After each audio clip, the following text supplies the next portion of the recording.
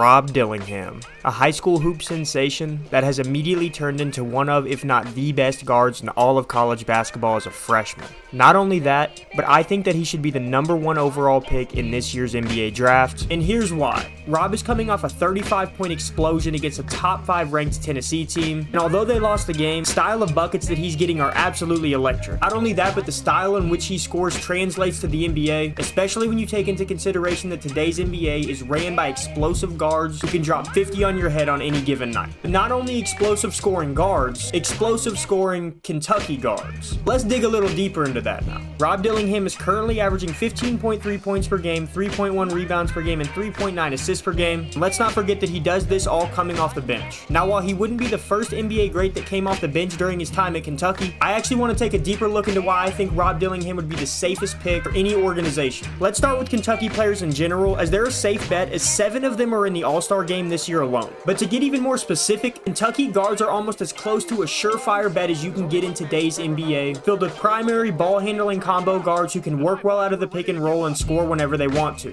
Devin Booker, Tyler Hero, Shai Gilgeous-Alexander, Tyrese Maxey, Jamal Murray, Immanuel Quickley, even going all the way back to John Wall, all of these players fit this mold that we're talking about. And what's going to shock you guys even more is Dillingham's numbers during his time at Kentucky actually match up really well with these NBA legends, and in some cases his numbers are actually better even though he's coming off the bench. I'll put Rob Dillingham's numbers up once again right here. Let's compare them to SGA's numbers during his time at Kentucky, where he was averaging 14 points, 4 rebounds, and 5 assists, so extremely similar. Let's take a look at Tyler Hero's stats now while he was at Kentucky. Hero averaged 14 points, 4 rebounds, and 2 assists at Kentucky, so again, extremely similar. Tyrese Maxey's numbers while he was at Kentucky were 14 points, 4 rebounds, and 3 assists. And let's even go back to John Wall's time at Kentucky, where he averaged 16 points, 4 rebounds, and 6 assists a game. Like I said, Dillingham stacks up pretty nicely. I even took a look at a few NBA mock drafts. Bleacher Report says that Dillingham will go at number 6 overall to the Toronto Raptors, but right here it says that his pro comparison is Kemba Walker.